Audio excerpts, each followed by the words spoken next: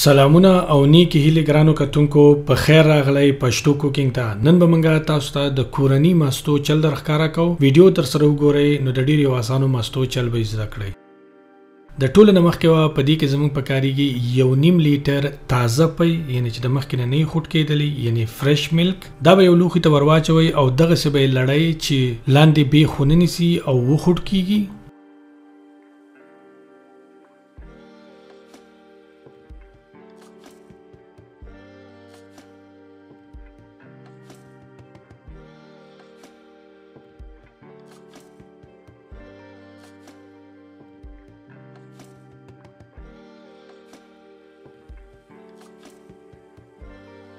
کله چې پي دغه سي وخوټ کې نو ور به ورته اخیرنۍ درجه ته راورسوي او په اخیرنۍ درجه باندې به د 10 منټو لپاره پرېږدئ. په آرام آرام دغه سي خوټ کېدلی کم شي او تاوده پاتې شي.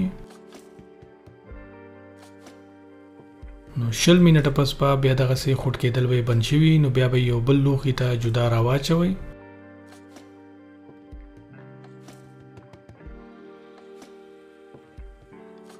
او تقریبا د 10 سکندو لپاره به دغه سي وشاربئ چې د پاسه په دغه سي زګ جوړ شي.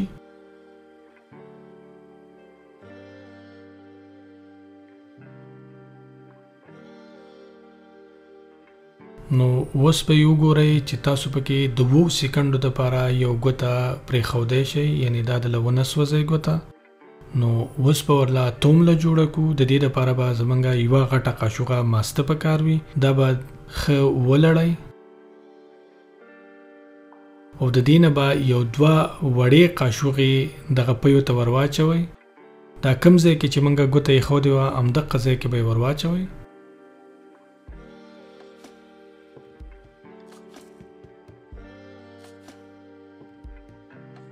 سر به په دغه لوښي باندې بند کړئ او په یو 2 ټوټو کې به راپټ کړئ چې لږ تاوده دغه صفات شي.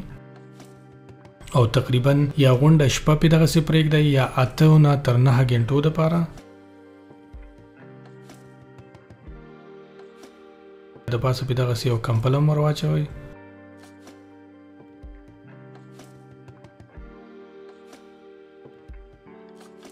نو 8 غنټې پس بیا زمونږه دا ماسته دغه سي تیار شوی دی. دا شول کورنی ماسته. کو ویډیو ستاسو خوښ شوی وي نو د چینل سبسکرایب اول درنه هیر نشي.